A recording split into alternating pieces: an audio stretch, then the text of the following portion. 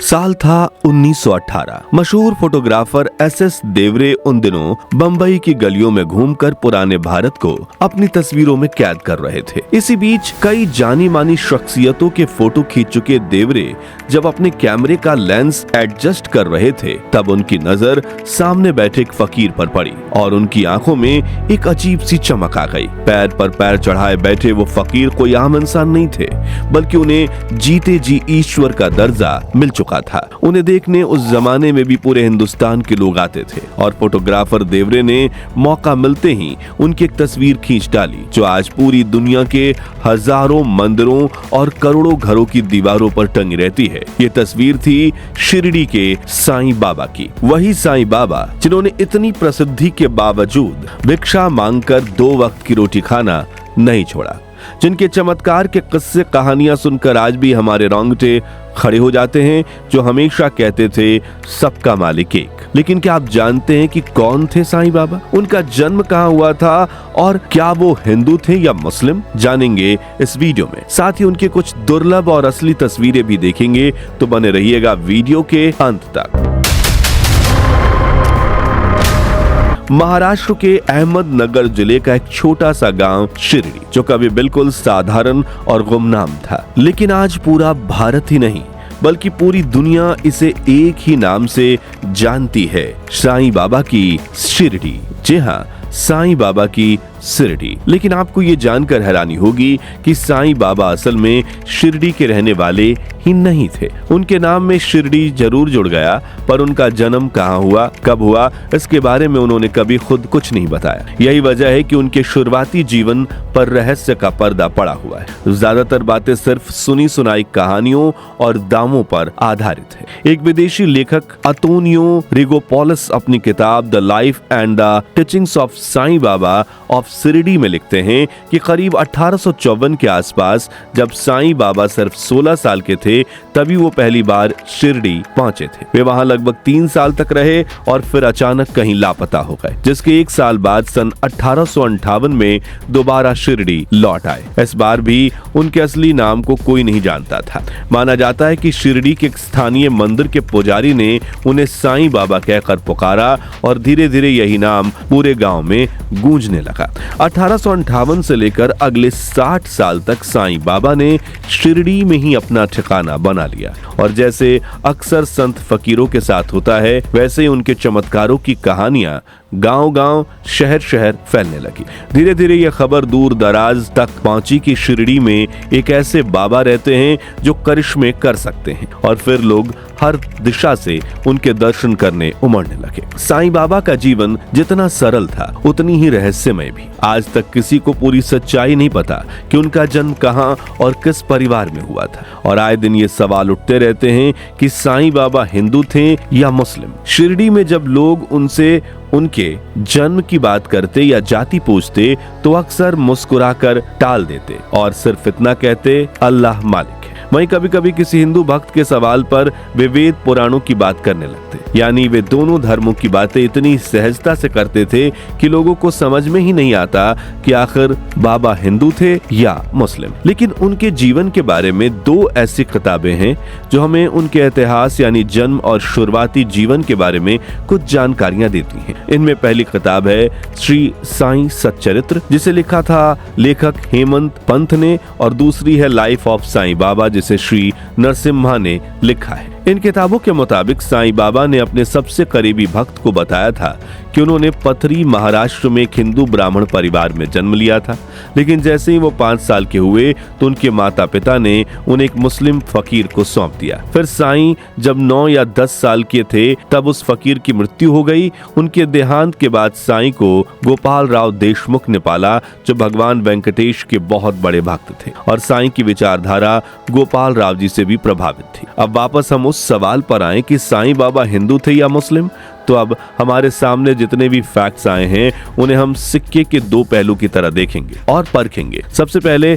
हम इन किताबों की बातों को सच माने तो साईं बाबा उस हिसाब से तो हिंदू हैं, क्योंकि उनका जन्म हिंदू परिवार में हुआ था। फिर भले ही उनकी परवरिश हिंदू और मुस्लिम दोनों धर्मों में हुई हो, शायद इसी वजह से उन्होंने शिरडी के जिस पुरानी मस्जिद में निवास किया था उसका नाम द्वारकामयी रखा था, और हिंदुओं के लिए वे भगवान के अवतार जैसे थे, क्योंकि वे मंदिर में दीप जलाते, राम हनुमान की पूजा करते और भक्तों को सत्संग की शिक्षा देते। अब इस सिक्के के दूसरे पहलू को देखें तो मुसलमानों के लिए साईं बाबा एक फकीर और सूफी संत थे, क्योंकि वे मस्जिद में रहते थे, कभी कभी नमाज अदा करते थे और कुरान की आयतें भी सुनाते थे। वहीं साईं बाबा के जीवन पर रिसर्च करने वाले राजा कलंदर कहते हैं कि साईं बाबा की आत्मकथाएं ज्यादातर भक्त लोगों ने ही लिखी हैं। इतिहासकार जब इतिहास की किसी घटना के बारे में लिखते हैं तो इसका सबूत देते हैं। आत्मकथा लिखने वाले लोग केवल उस वक्त की कहानी लिखते हैं, उनका उद्देश्य गलत नहीं होता, लेकिन इसमें प्रमाण के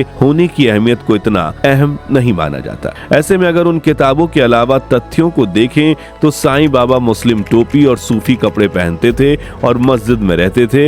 ऐसे में वे मुसलमान भी हो सकते हैं। लेकिन अगर हम गौर से देखें तो बुनियादी तौर पर साईं बाबा का धर्म पूछने वाला सवाल ही गलत है, क्योंकि साईं बाबा ने खुद कभी अपना धर्म ही नहीं बताया। वे हमेशा यही कहते रहे, सबका मालिक एक है। उनके लिए मंदिर और मस्जिद में कोई फर्क नहीं था। यही वजह है कि साईं बाबा को हम किसी एक धर्म की सीमाओं में नहीं बांध सकते। वे तो खुद इंसानियत की मिसाल थे, जो अपने पहनावे, सीख और व्यवहार से भारत की उस विविध संस्कृति का प्रतीक बन गए जहां अलग अलग धर्म मिलकर एक खूबसूरत एकता का निर्माण करते हैं। इसी को हम कहते हैं विविधता में एकता। खैर, इस बारे में आपकी राय क्या है, कमेंट्स में बताइए। दोस्तों, जैसा कि हमने पहले भी कहा, साईं बाबा कौन थे और कहां से आए थे, ये रहस्य आज तक पूरी तरह सुलझा नहीं है। लेकिन एक चीज है जो हमें उनके जीवन की असली झलक दिखाती है, और वो है उनकी दुर्लभ तस्वीरें। 100 साल से भी ज्यादा पुरानी ये तस्वीर हमें सीधे उस दौर में ले जाती है जब शिरडी की गलियों और द्वारकामाई में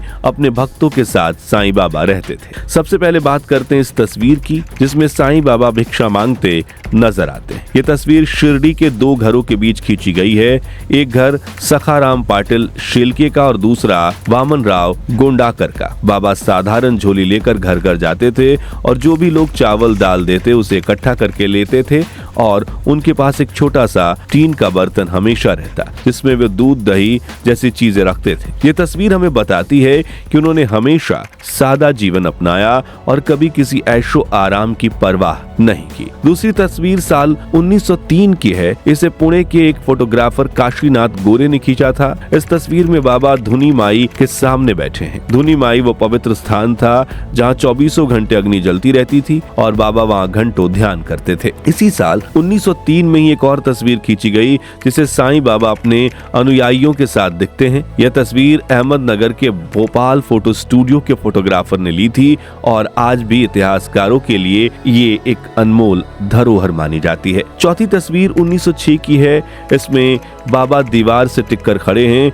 और उनके दोनों ओर उनके खास भक्त दिखाई देते हैं। दाहिनी ओर नाना साहब जुनकर और बाईं ओर गोपाल राव मुकुंद राव बूटी। ये तस्वीर शिरडी के लेंडी बाग के पास ली गई थी। लेंडी बाग एक सुंदर उद्यान था जहां बाबा रोजाना 2 बार ध्यान करने जाते थे। अब एक और दुर्लभ और बेहद खास तस्वीर आपको दिखाते हैं। इसमें साईं बाबा जमीन पर बैठे दिखाई देते हैं। उनके पैर आगे की ओर फैले हुए हैं। उनके बाईं ओर बैठे हैं उनके परम भक्त महाल सपाती और दाईं ओर नजर आते हैं श्यामा। लेकिन इस तस्वीर की सबसे अनोखी बात है वह मुस्लिम लड़का जिसने अपना सिर साईं बाबा की गोद में रखा हुआ है। उसका नाम था भीखा, जो शिरडी में ही पैदा हुआ था। यह तस्वीर सिर्फ एक साधारण फोटो नहीं बल्कि अपने आप में साईं बाबा के जीवन का गहरा संदेश देती है कि उनके लिए हिंदू मुस्लिम का कोई भेदभाव नहीं था। उनकी गोद में सिर रखे भीखा जैसे भक्त ये साबित करते हैं कि साईं बाबा सभी धर्मों और सभी लोगों को एक समान अपनाते थे। अब आती है अगली तस्वीर की बातें, जो द्वारिका माई मस्जिद के सामने खींची गई थी। इस तस्वीर से जुड़ी एक दिलचस्प कहानी है। बाबा के एक भक्त वासुदेव सदाशिव जोशी ने अपने मित्र चिदम्बरम राव को 10 रुपए दिए और कहा कि इसे दक्षिणा के रूप में बाबा को देना और साथ ही उनकी एक तस्वीर खींचना। राव दक्षिणा तो दे आए, लेकिन तस्वीर खींचने की हिम्मत नहीं जुटा पाए। कहते हैं कि बाबा ने उनके मन की बात जान ली और खुद ही उनसे कहा, तुम तस्वीर खींच सकते हो, पर ध्यान रहे इसे कभी व्यापार के लिए इस्तेमाल मत करना। इसके बाद आती है बाबा की आखिरी दिनों की तस्वीर। 1915 में ये खींची गई थी। इसमें बाबा द्वारिका माई मस्जिद की सीढ़ियों पर बैठे और साथ में उनके सबसे करीबी भक्त अब्दुल तात्या कोटे पाटिल और नाना बली दिखाई देते हैं। अब्दुल और तात्या पाटिल ने तो बचपन से ही बाबा की सेवा को अपना जीवन बना लिया था। वहीं नाना बली को लोग बाबा के भक्तों की सेना का जनरल कहते थे, क्योंकि वे बाकी अनुयायियों का नेतृत्व करते थे। फिर आता है साल 1918, अक्टूबर का महीना था। साईं बाबा की तबीयत लगातार गिरने लगी। उन्होंने खाना पीना लगभग छोड़ दिया और भक्तों से साफ कह दिया कि उनका अंत निकट है। और फिर 15 अक्टूबर 1918 को साईं बाबा ने इस दुनिया को अलविदा कह दिया। उनके शरीर को बूटी बाड़ा में दफनाया गया, जिसे आज हम समाधि मंदिर के नाम से जानते हैं। दिलचस्प बात यह है कि समाधि मंदिर में जो बाबा की मूर्ति स्थापित है, वह भी एक तस्वीर के आधार पर बनी थी। फोटोग्राफर एस देवरे ने खींची वही तस्वीर थी जिसकी कहानी हमने आपको वीडियो की शुरुआत में सुनाई थी। 1952 में मशहूर मूर्तिकार बालाजी वसंत जी तामिल ने यह मूर्ति बनाई और तब से शिरडी का समाधि मंदिर लाखों श्रद्धालुओं के लिए आस्था का केंद्र बन चुका है। हर साल लाखों लोग यहाँ आते हैं और एक दिलचस्प आंकड़ा यह है कि सबसे ज्यादा चढ़ावे वाले धार्मिक स्थलों में शिरडी तीसरे नंबर पर आता है। इसके ऊपर तिरुपति बालाजी और पद्मनाभ स्वामी मंदिर है। इसके अलावा देश विदेश में शिरडी साईं बाबा के कई मंदिर हैं। तो दोस्तों, अगर आपको शिरडी के साईं बाबा के जीवन से जुड़ी ये वीडियो अच्छी लगी हो तो इसे लाइक और शेयर करके 11,000 लाइक्स जरूर करवा दीजिए। और साईं बाबा चमत्कार, उनके संदेश और उनके जीवन से जुड़ी कुछ दिलचस्प बातें आप जानते हैं तो कमेंट बॉक्स में बाकी व्यूअर्स के साथ शेयर जरूर कीजिए, या फिर इतना तो जरूर लिखिए, सबका मालिक एक। और हाँ, ऐसे ही अनसुने अनकहे वीडियोस देखते रहने के लिए हमारे चैनल को सब्सक्राइब करके पास वाली घंटी जरूर बजा दीजिए। जय हिंद, जय भारत।